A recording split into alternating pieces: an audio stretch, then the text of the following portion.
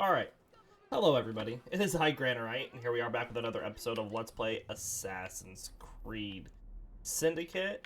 I know I talked about going and going to the next storyline missions, but I think we're going to, continue onwards with getting collectibles. And I'm going to do this a little differently than I did before. But we're gonna go get the viewpoints here in City to London and start get the collectibles. I decided that we get the collectibles out of the way now, then we just focus on the storyline. I like that idea better. Alright, and we're gonna go over here first.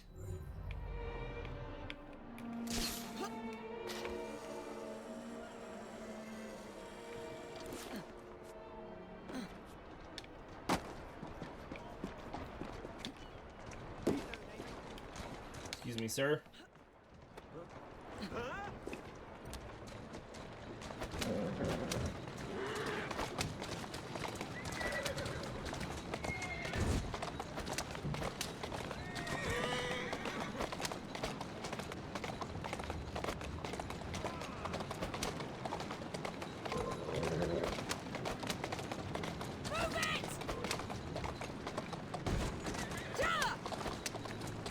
So we're gonna get the viewpoints to reveal the whole map, and then we're gonna start to get the different items that we can. Come on! Excuse me. Y'all are on the wrong side of the road. We're on the wrong side of the road.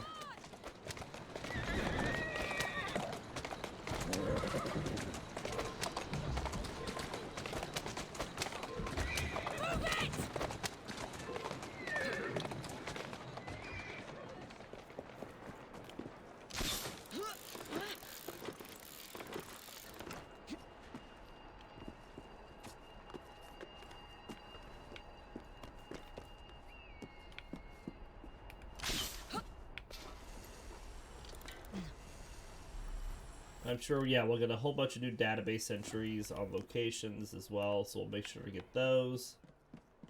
Red.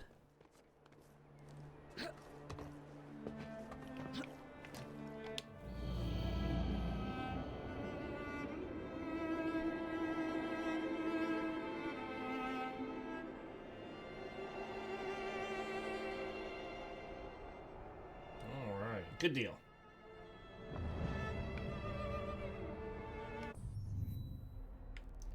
And let's go over and get this one. I see that there's a Templar hunt here, but we're just gonna go over it.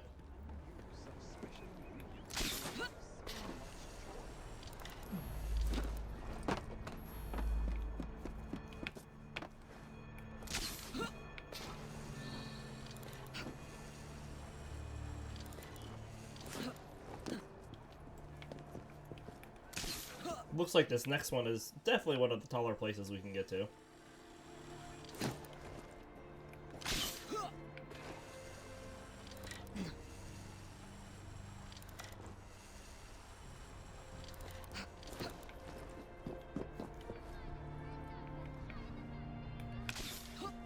It matters which one we go to. We're just trying to get about.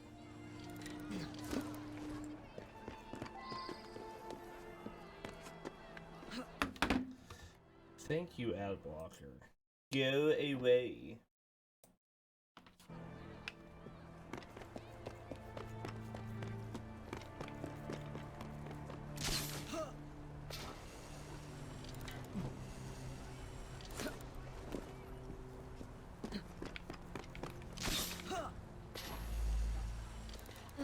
We'll get that cargo later. Don't worry, game.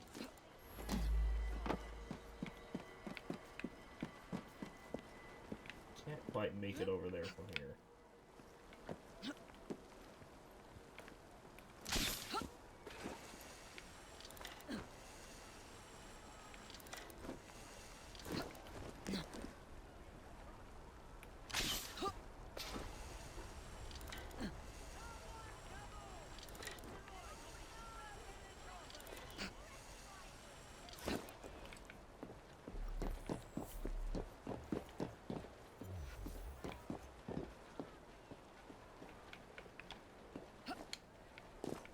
Just hop down here to get over here.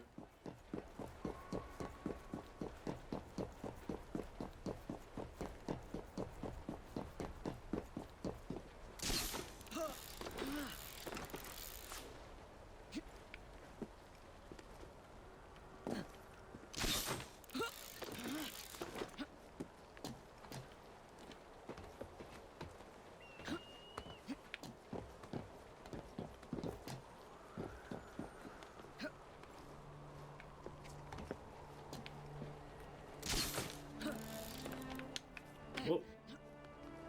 There we go.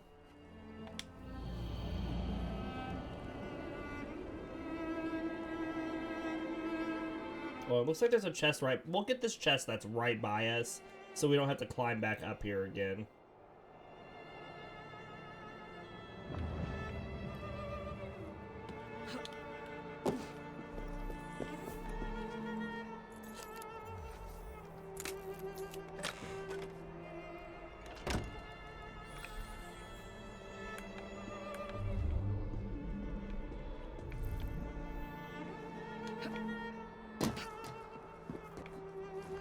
Is this another one that's really close?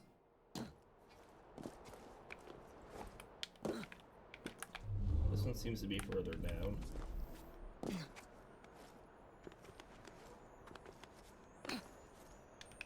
So not that much further. It's still up here. So we'll grab it as well.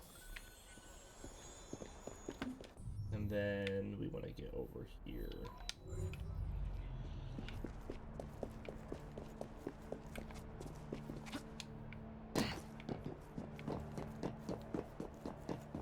Once we get over here, we'll read these database entries that we've gotten.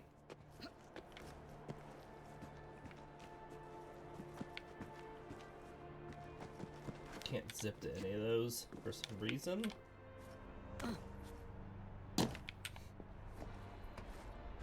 Street's too big.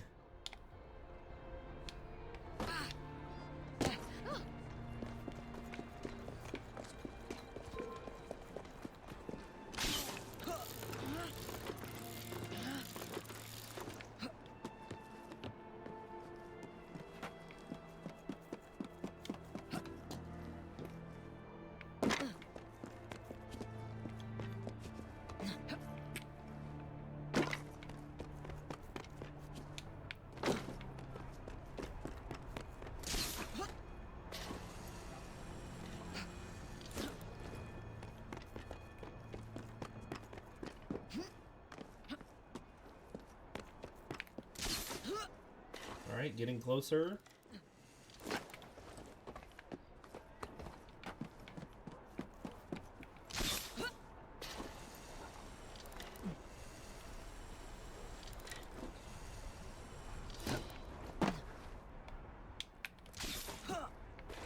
Come on.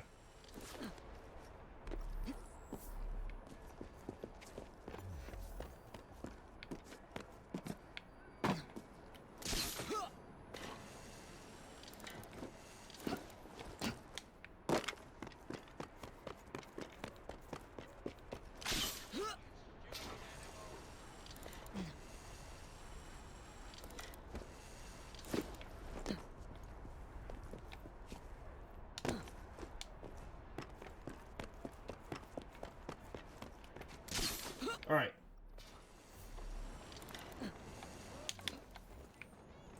Looks like there's a chest up here.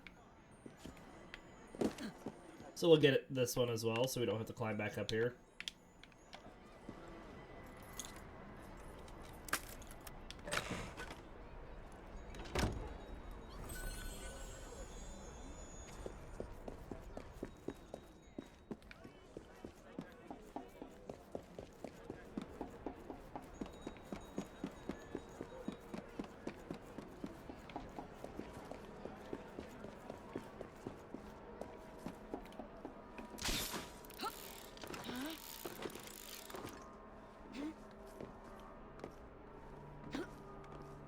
Got a grasshopper on top. Interesting. Okay.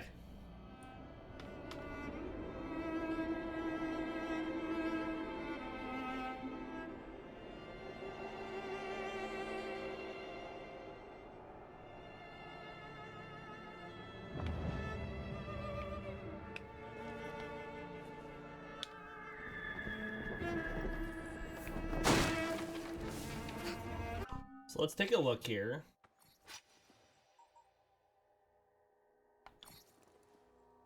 If we upgrade this, it's actually better than the one we have.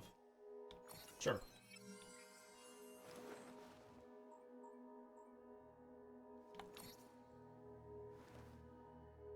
I guess that was actually not true.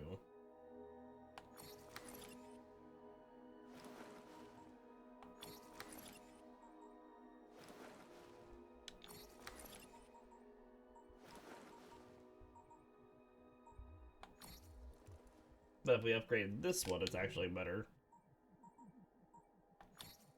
Maybe. Maybe it's the same. Oh, it doesn't matter.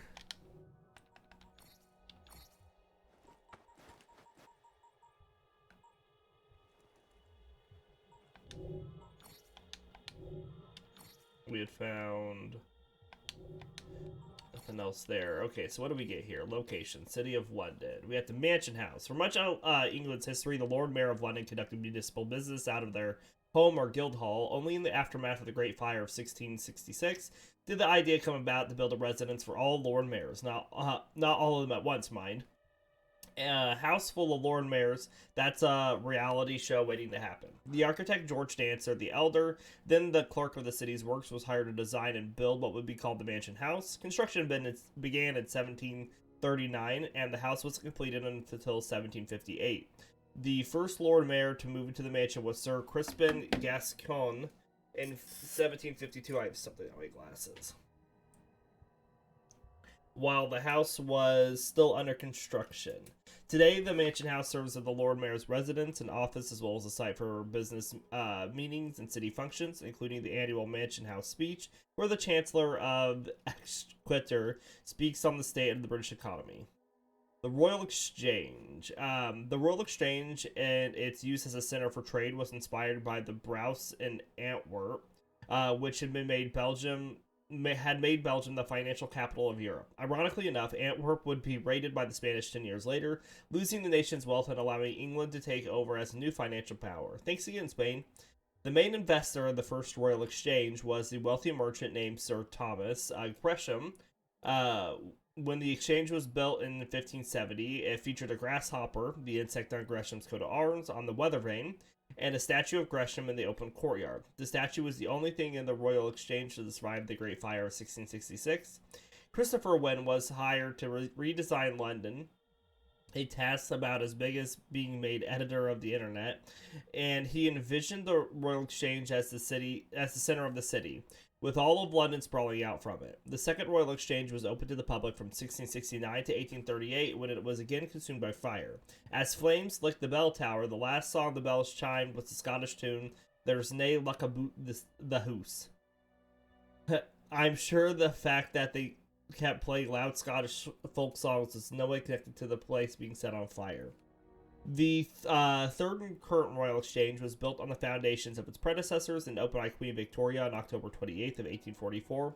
Gresham's grasshopper returned to its place of glory, where it has remained since.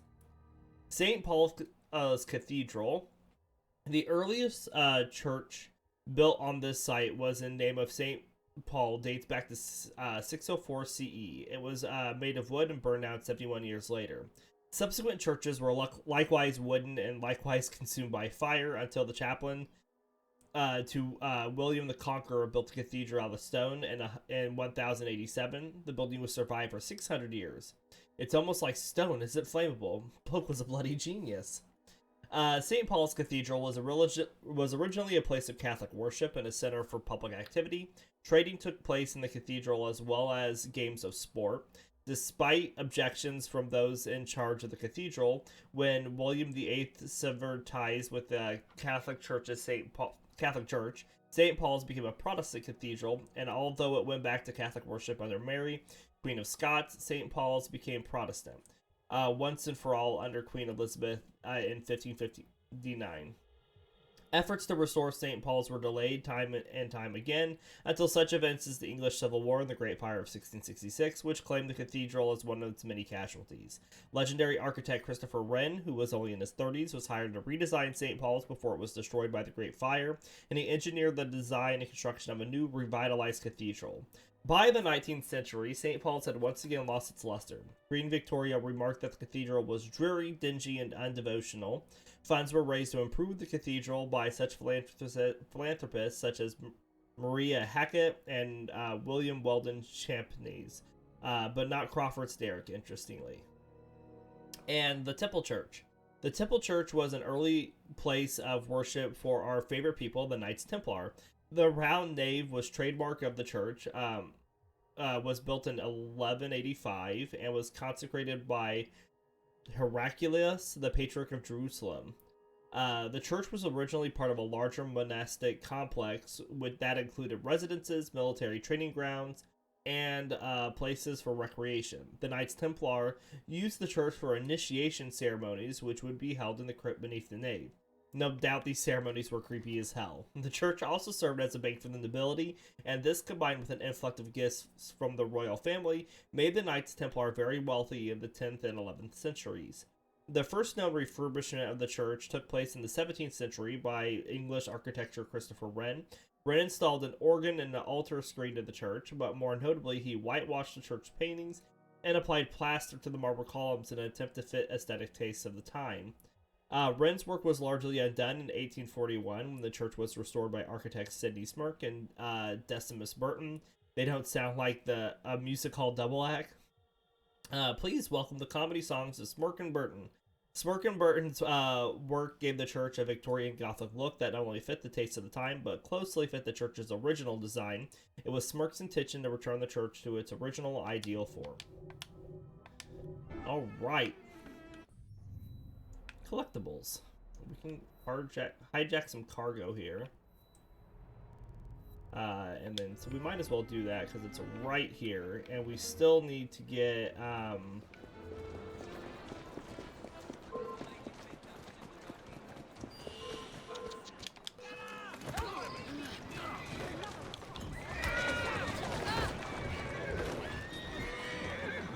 Hi.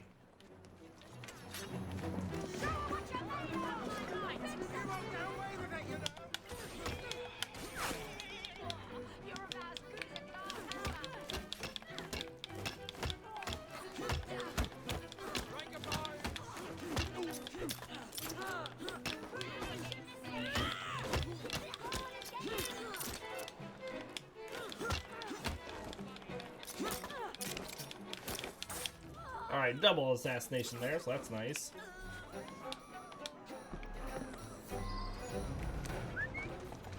And we have another database entry, so we'll check that out in just a sec. That wants me to drive this all the way over here? Holy moly. At least we got the fast travels open. Come on!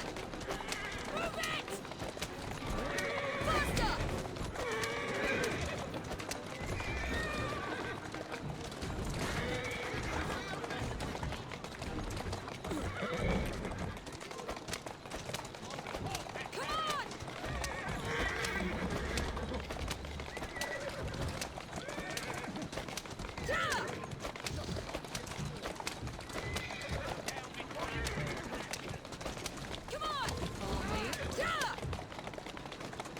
Faster! Alright. Easy enough.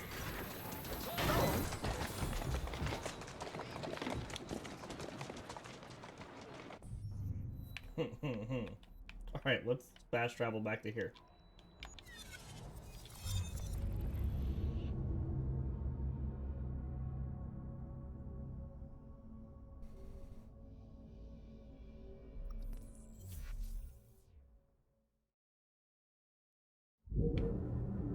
Alright, so there is a Animus fragment right below us. Let's see if we can get that really quick.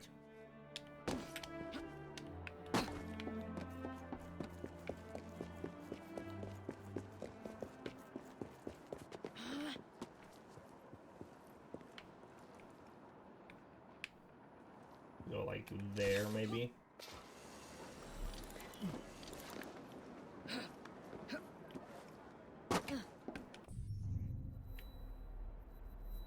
And then there's not really a good order for this stuff. We have a bounty hunt up here.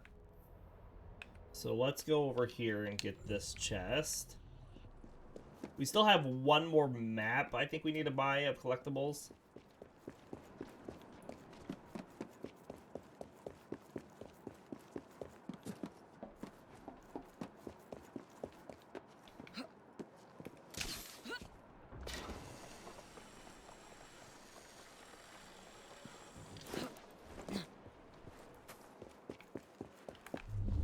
Is this inside?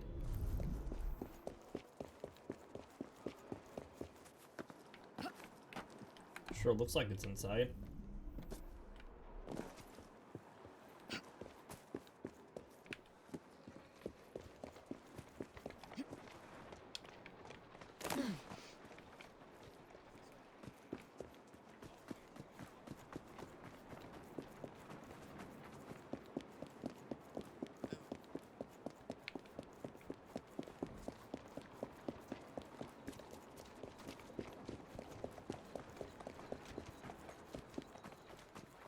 Well, here's an open door.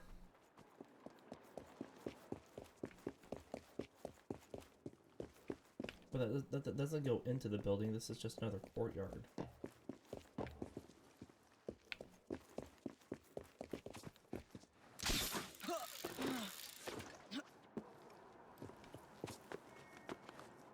Well, there's an open window.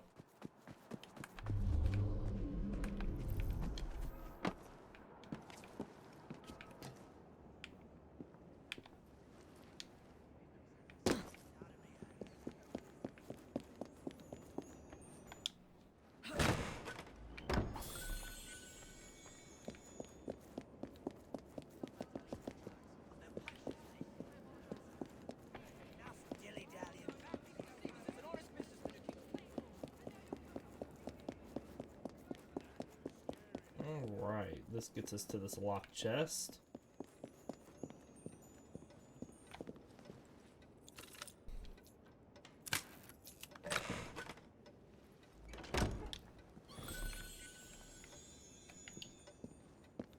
Chimeric Gauntlet Schematic. So there was another open window here. And that's not where I went. Ooh. Are we in the wall?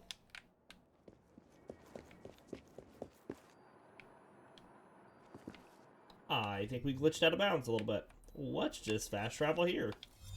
And fix that. I think we climbed out of bounds.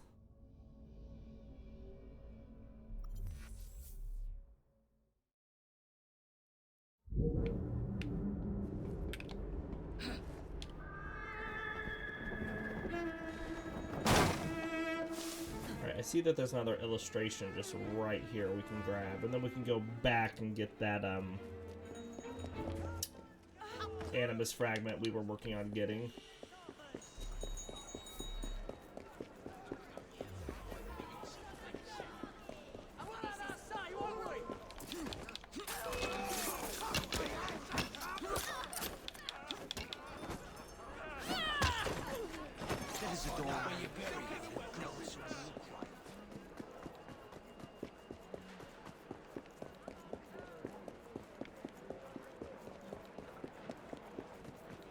Okay, so it was up here.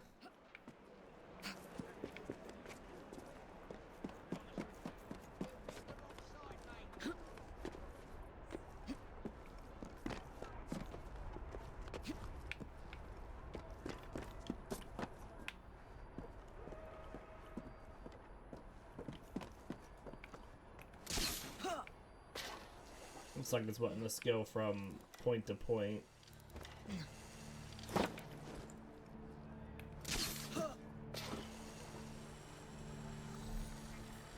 Here we go. 3 new database entries. Okay. I know we had 1 from before.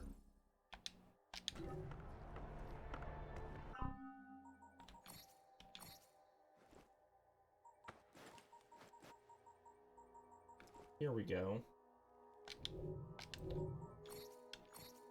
All right, so locations. We have the Bank of England.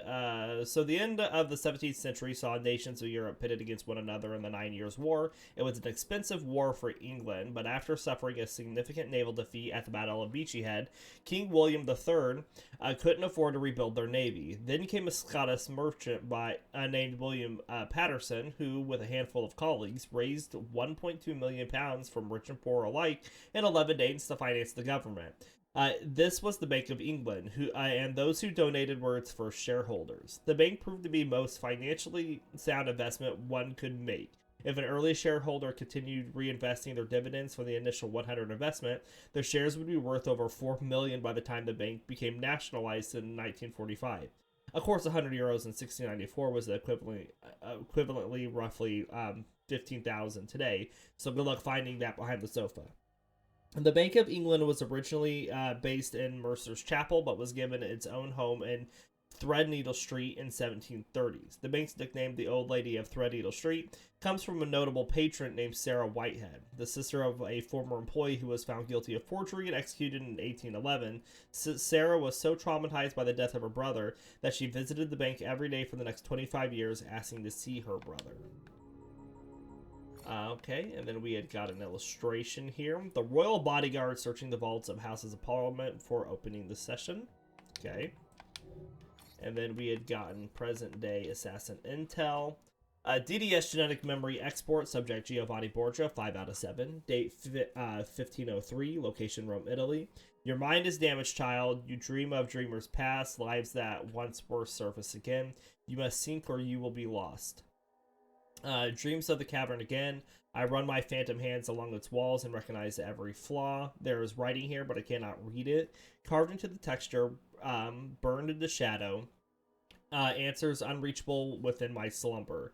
I am flying without form. I am the wind. No, I am upon the wind. Pulled away from the city, across the field and forest. Once again, I study my path. Though I know I will be lost when I wake. I hear them. Warnings, prophecy, doom, nightmares. I am needed, I need. I see a face, it is my own, but then my father's, my Caesar. The flesh upon his skull picked apart by carrion burbs. Cleopatra and Caesar kiss while Roma burns. I shout to Caesar, turn around, turn and save your people. 23 blades, 23 keys. Excess information easily shed, unimportant, irrelevant.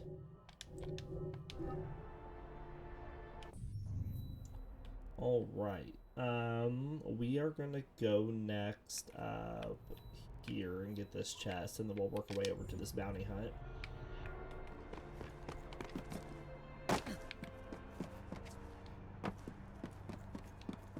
Now we can always get more relation with Ned by doing stuff on the River Thames. So we're only gonna do the cargo hijacks here that are like stationary. If that makes sense. The chest is in here.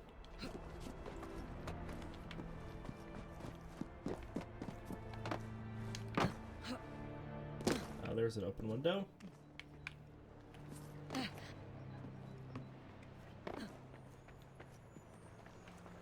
Hi. Who the hell are you? I'm the person in your house. That's who I am.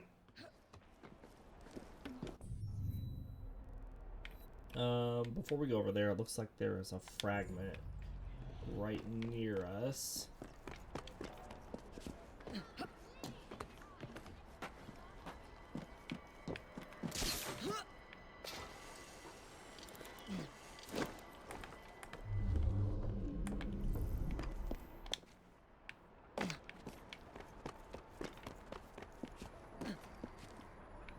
There we go.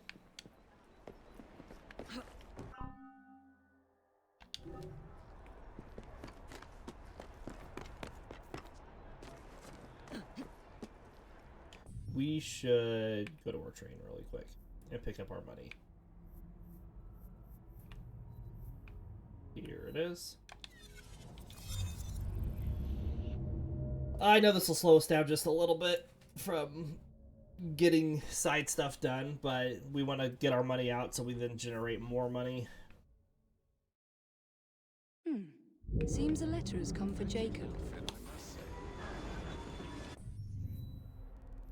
That was quite a bit of cash. Was not expecting that much. We only needed like 5,000 in order to get the last map.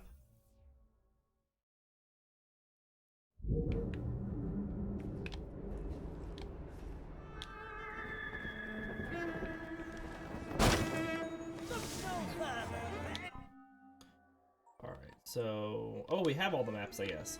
Never mind. So let's get into our crafting.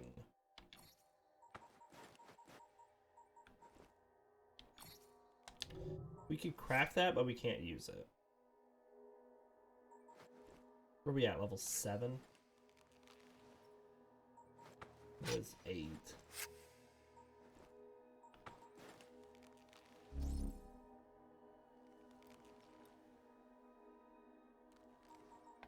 Well, instead of doing that, let's get some gang upgrades.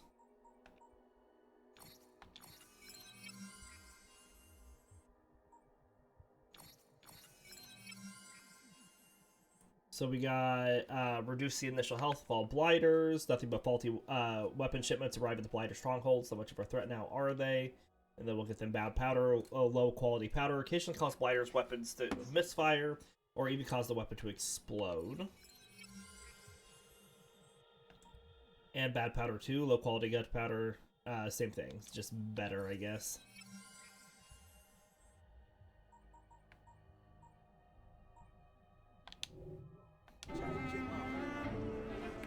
Right, and we're gonna go get this beer. Everything you need, right here.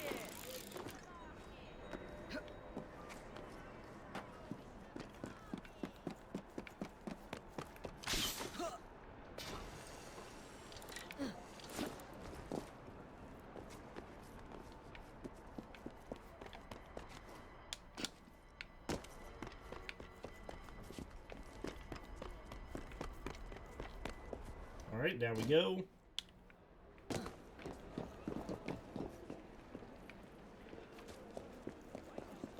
Entrance to the pub is here.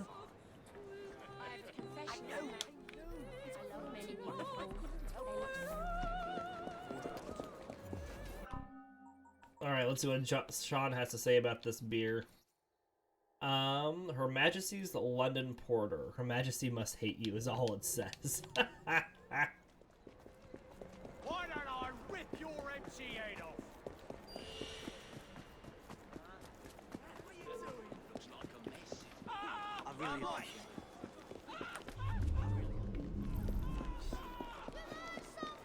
it. Looks like this is down under this bridge. Maybe.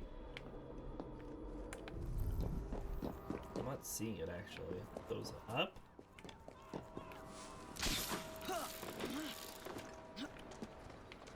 It is up. Well then. I understand that this area is unstable. Thank you.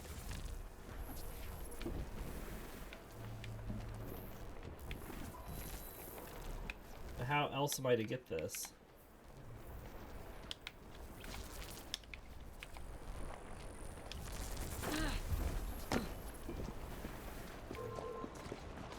When I get over there, I'll bleed you dry. That's close enough. I've got a score to settle with you. Alright, let's get up here and see if we can get it.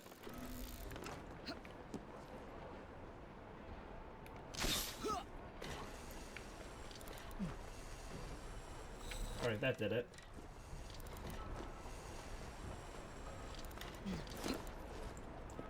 Alright, continue north.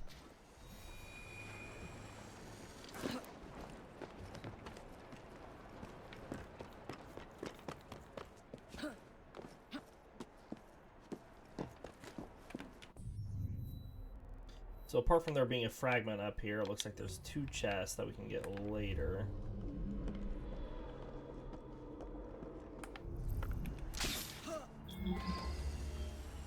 David O'Donnell.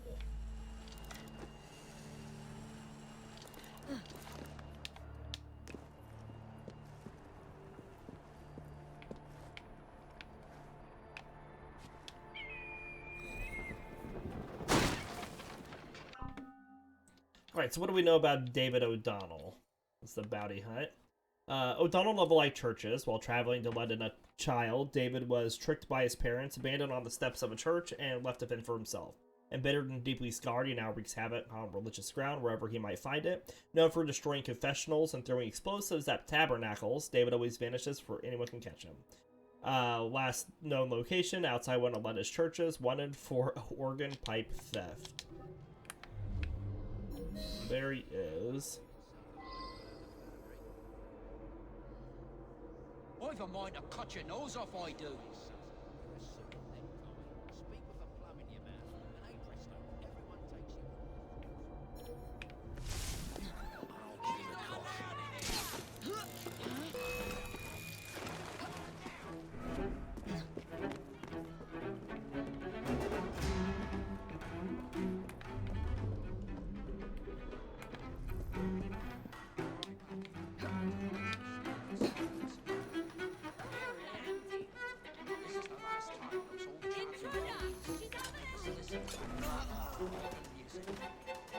You hold a candle to the devil, David.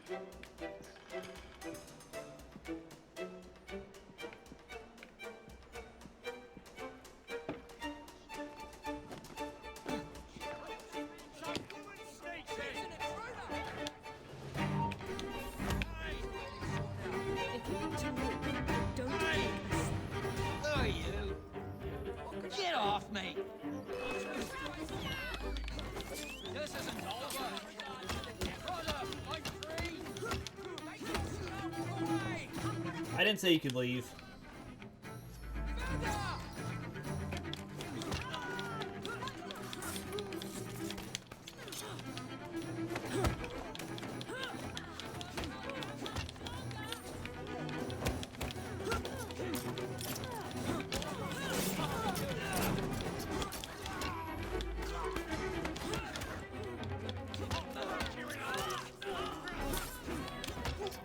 Get out of here.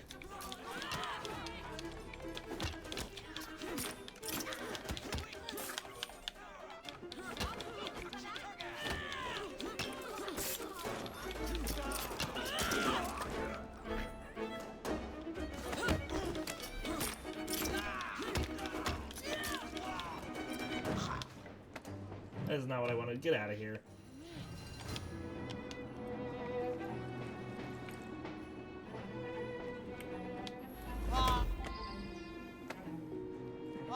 Piss off! You're not getting away that easily.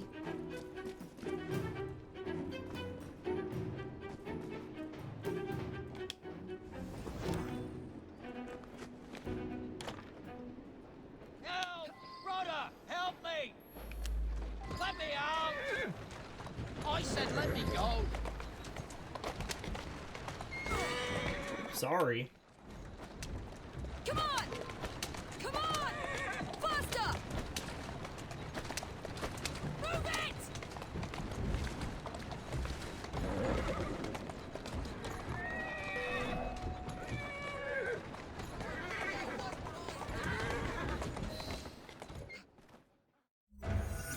There we go.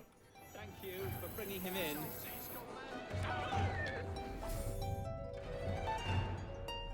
First of our strongholds are here. Alright, we're gonna go back and get this. There's just a chest here, though. Let's get this chest here.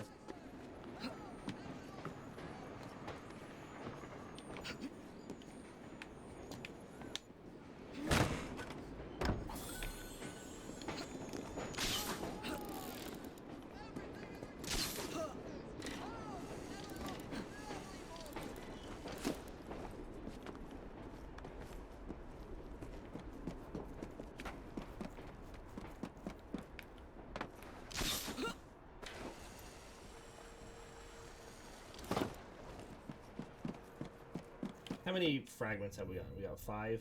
Yeah.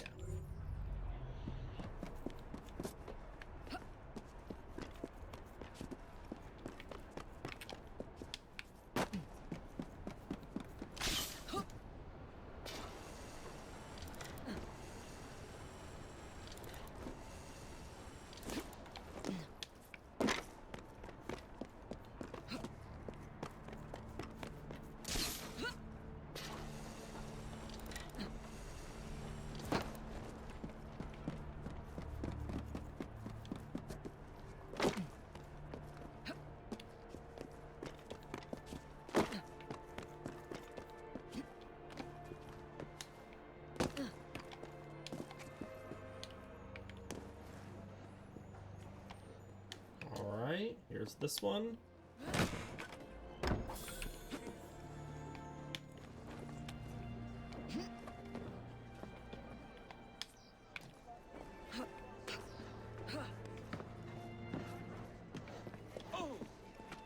Sorry.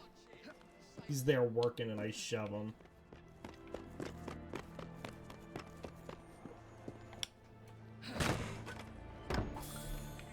Good deal. Dun. We would start working in this next area.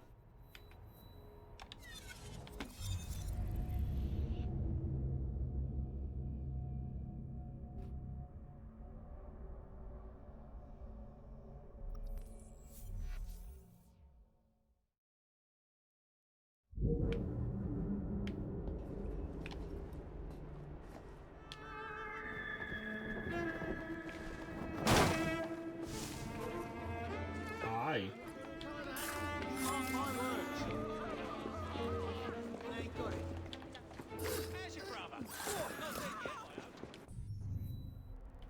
Alright, let's go get this chest and then we'll make our way over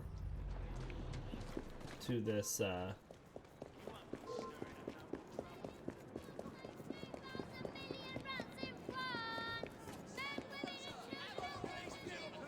gang stronghold. Finish my sentence.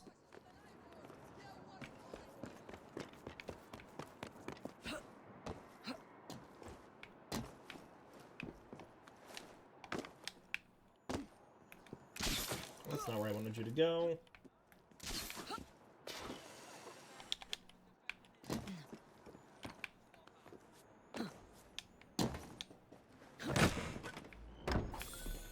Alright, so the gang stronghold we have here next is Rosemary Lane. So what do we know about Rosemary Lane? Known for being the dirtiest East End alleyways, the section of Rosemary Lane slums were knocked down to make room for a blighter stronghold under the leadership of Bloody Nora. This stronghold is one of 3 in the London Borough. Multiple directives: free and protect captured rooks, stealth kill the stronghold leader. We'll just keep with Evie on this one.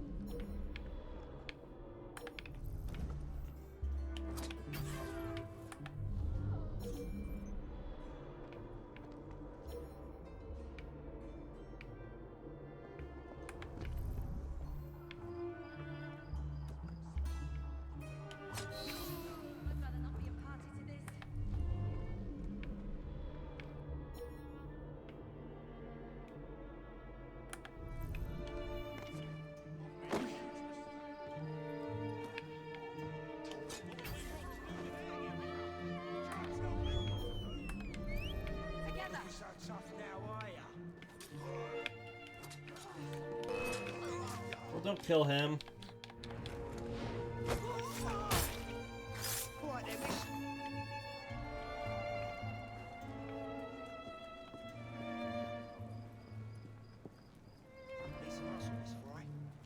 Strange. An escape from Bedlam land. We have a problem! There's a treasure zone!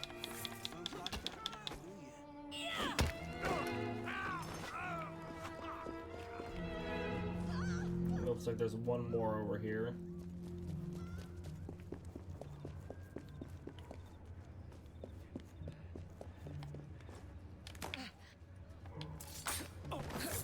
Easy enough.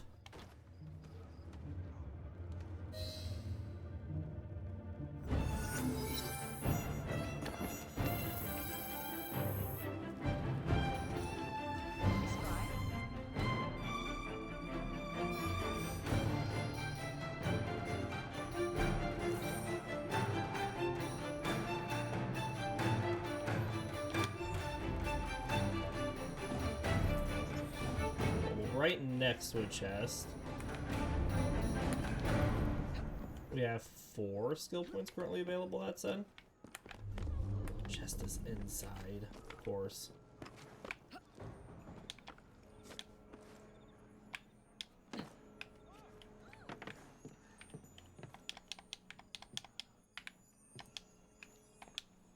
Anytime. Thank you.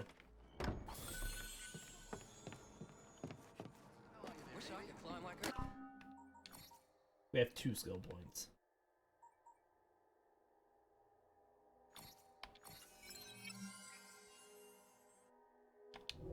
There's been a murder. A cold-blooded murder.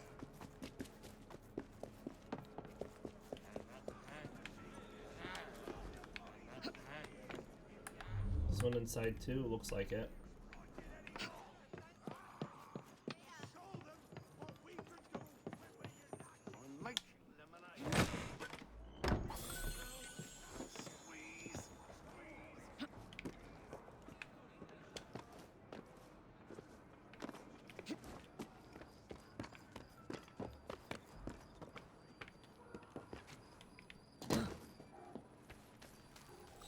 Alright. It's not where we are. Thank you, game.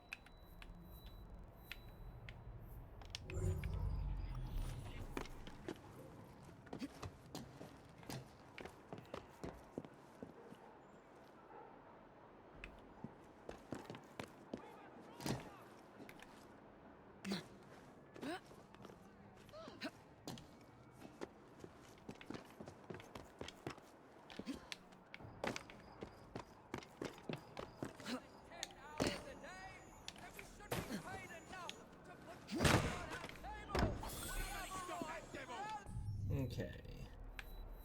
We're just gonna keep getting these collectibles.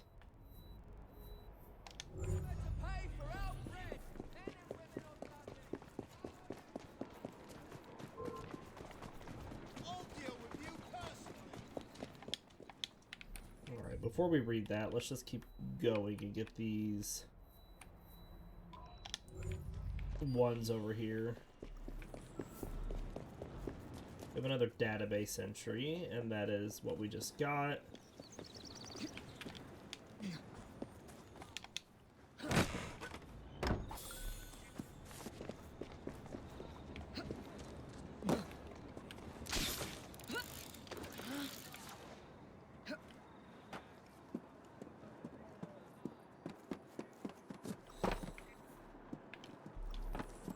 And another database entry.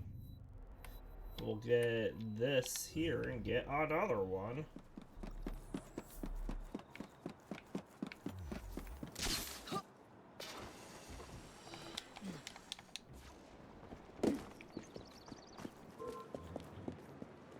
You can't hide from me.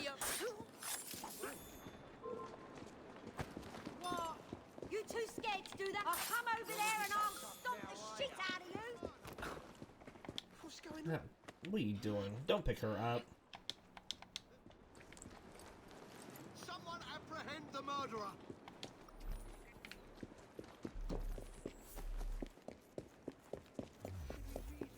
Well, I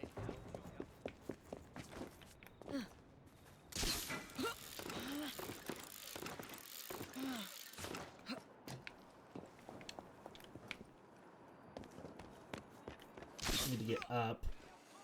No. Going the wrong way.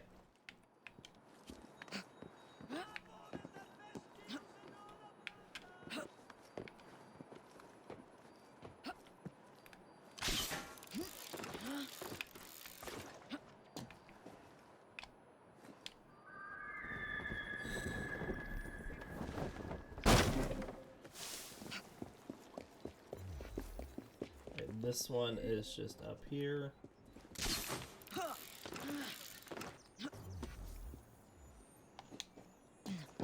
Alright, let's read these entries we just got. So we just got astronomers waiting for an eclipse and $1 million of money. And then we have a more assassin intel, DDS genetic memory export. Subject Giovanni Borgia, 6 out of 7, 1503, Rome, Italy. We drop to our knees, our breaths catching in our throats as we try to grasp the spectacle before us. Giovanni is dreaming. Brutus is awake. This same cavern has haunted our dreams. We have spent countless nights exploring it in our sleep. We are compelled to find it. It is here that we will hold counsel. Here we will plot the downfall of our enemy, our friend, our papa, our dictator, Perpetuo. 40 of us, each a senator, one child, a dreamer, each a liberatore, each an assassin. The first council is ended. Our problem is clear. Our response undetermined. Caesar moves away from the Senate, placing his trust in foreign rulers, adopting the ego and pomp of his Egyptian whore. Cesare moves away, or Cesare moves away from his family, leaving Giovanni at the mercy of his mad dog. Caesar refuses to rise when he addresses us and scoffs at our concerns. He has created his own private senate filled with deceivers, manipulators, people who have no business in Roman affairs. Papa works with monsters and killers who do not care about Roma's people. My brothers are eager for blood, but I am not certain I can spill it. Roma will not be freed until Papa is dead. We have found traces of whatever pulled us towards this place. Whispers, lights flicker through the cracks in the earth. A doorway that is also a puzzle. We must find the solution. You have lost focus. No, I have found purpose. You only see the past. No, I see the future. Okay. And then we've gotten a little off track from where we are. We're going to go over here.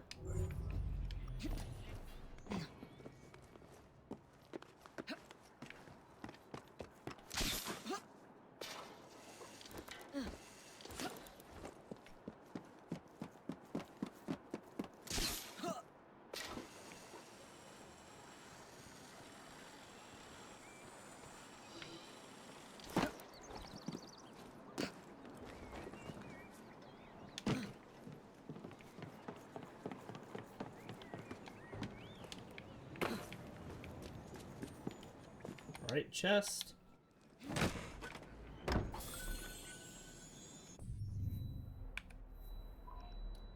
Pressed flower.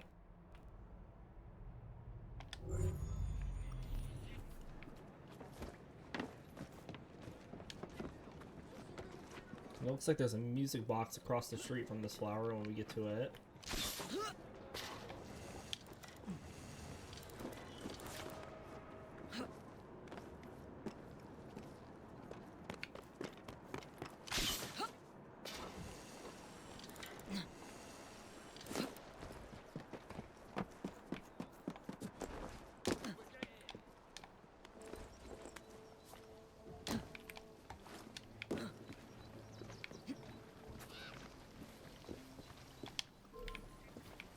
Excellent. Because I'm coming over. Are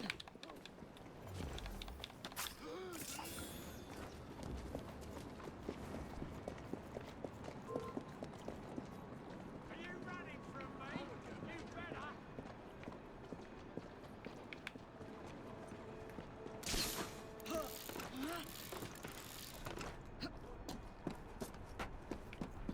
I hear it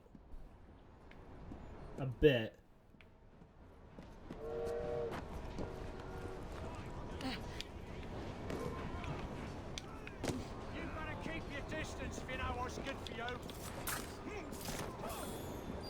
Right there. It just popped up on the map.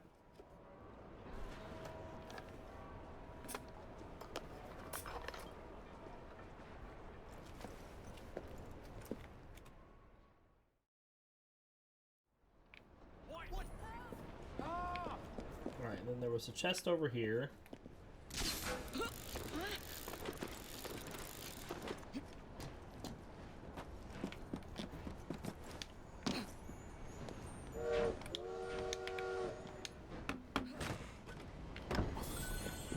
Chest over here.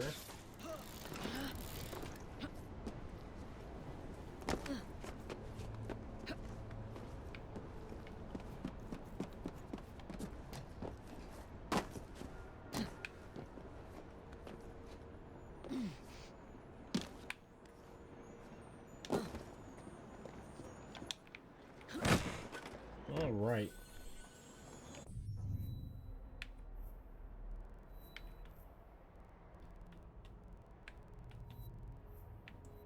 I might have to go get these.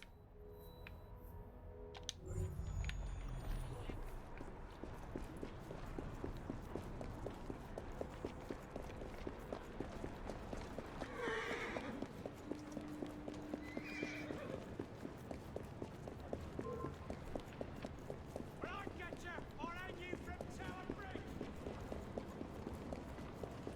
Looks like there's a window there we need to climb up in.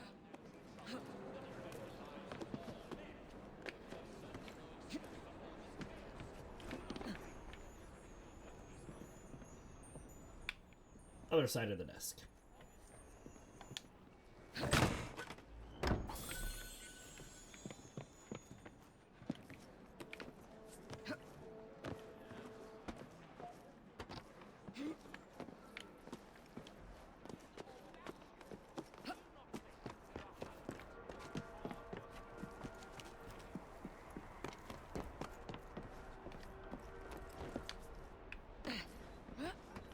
Don't do that. Come on.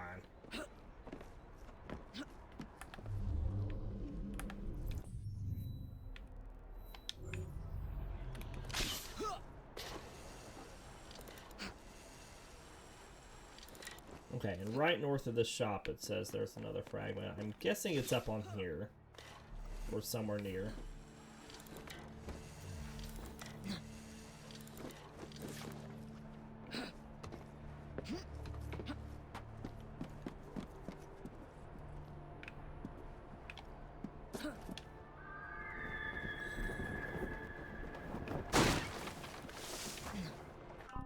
Alright, so inventory, we had got colors.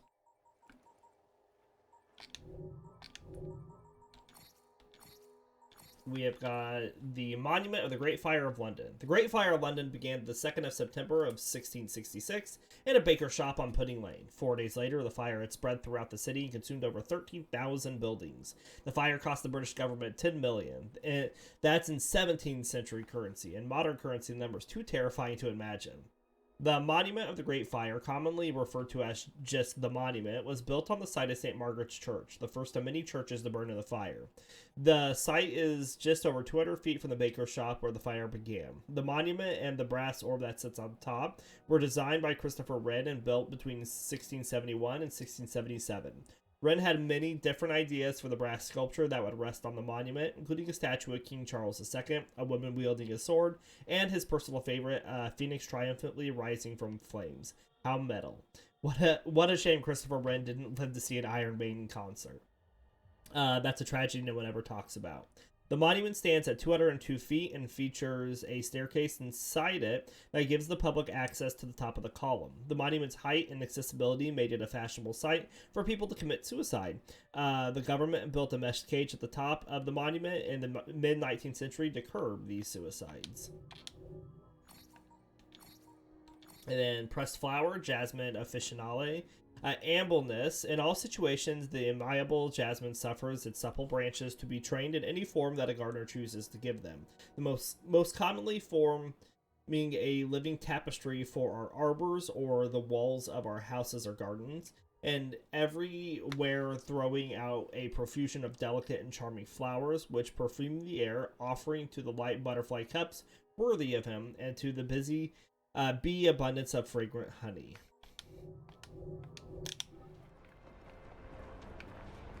Chest over here.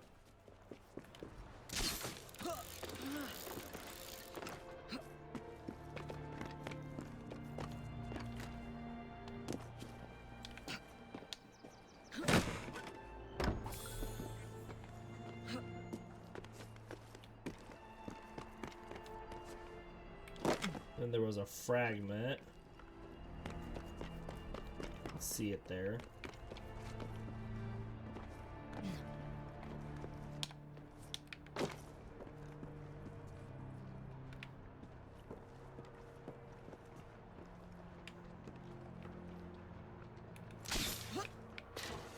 I might slide under it with this. Or just go right by it.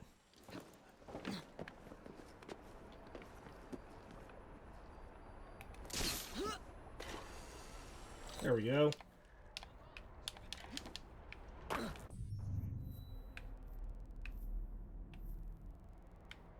And that takes care of all of that. We could go liberate this place. I'm gonna have to do Pokemon a little later because I do have a meeting at like 10, which is like just a little more than an hour away, and I don't want to run over into it.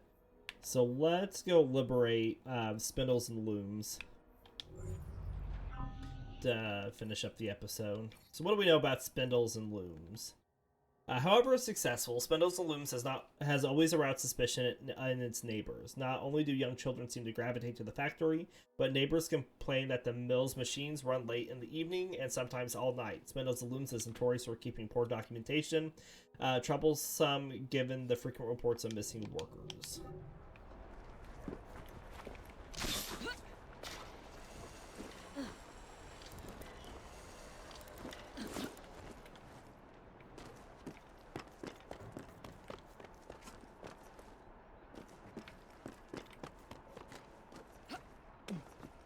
Where is Spindles? It's over here.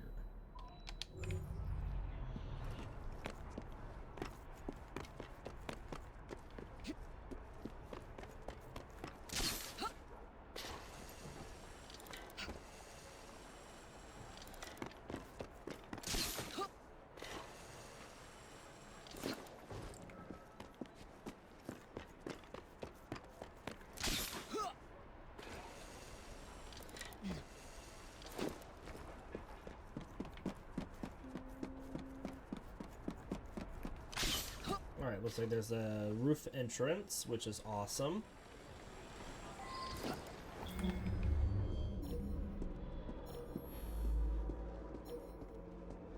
Oh, I suspect the news of a missing friend might have a little inspiration.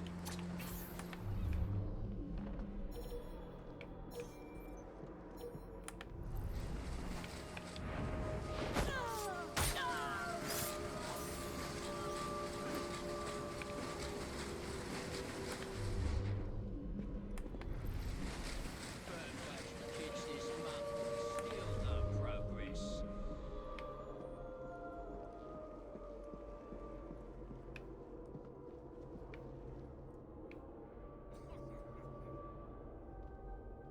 Maybe instilling a bit of fear in their hearts would do the trick. Oh, well, let's free these kids right here. Hush now. Don't worry. Thank you.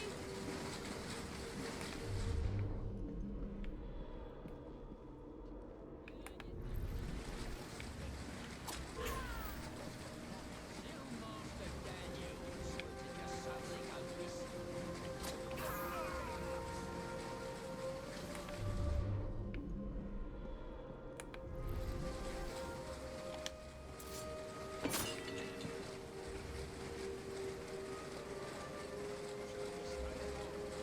What are you doing back there, miss? Everything will be alright.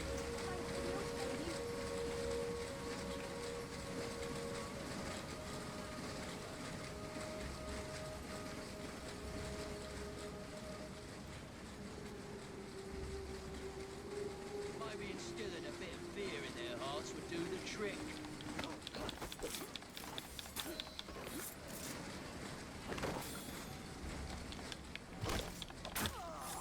Alright, well, we got the foreman.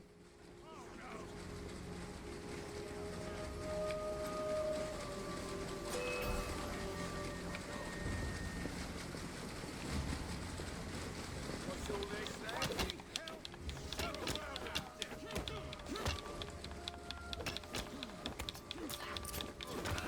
Well, I'm not going to trigger the alarm because we broke the alarm.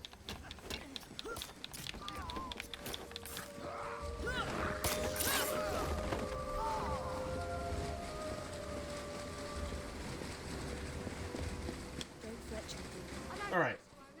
I like your style, lady. Takes care of that.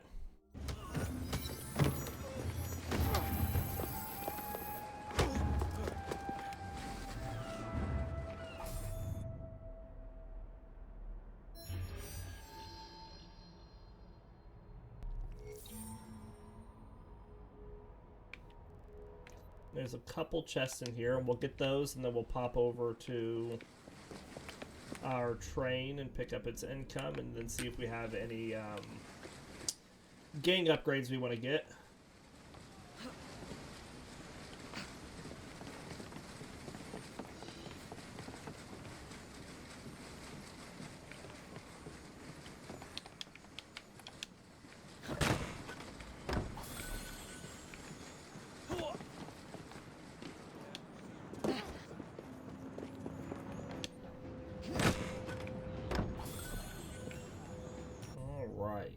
So our train is here.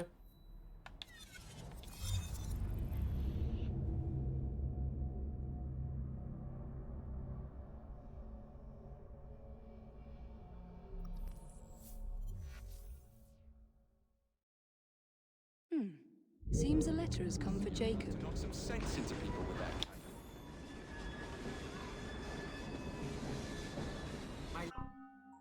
Alright, and then we'll go into the gang upgrades here. We could work on the carriages. Let's see, this will just get us more better rooks. Same thing there. More hanging barrels, more explosives.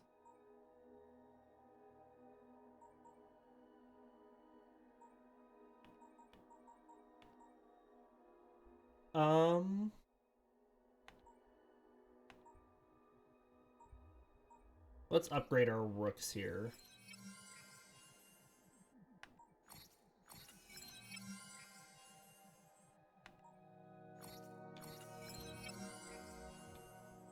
And then let's upgrade them even more.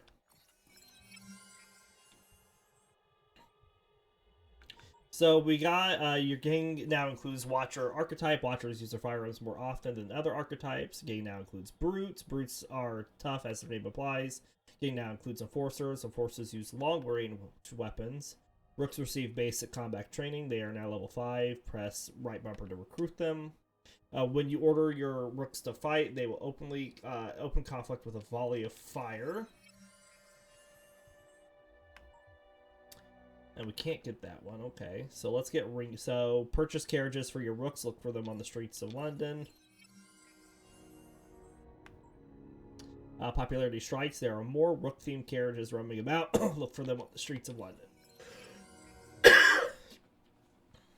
That looks good.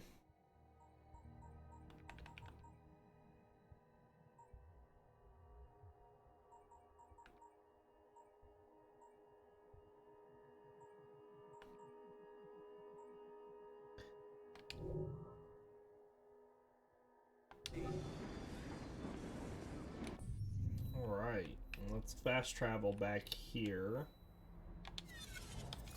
and refill our consumables.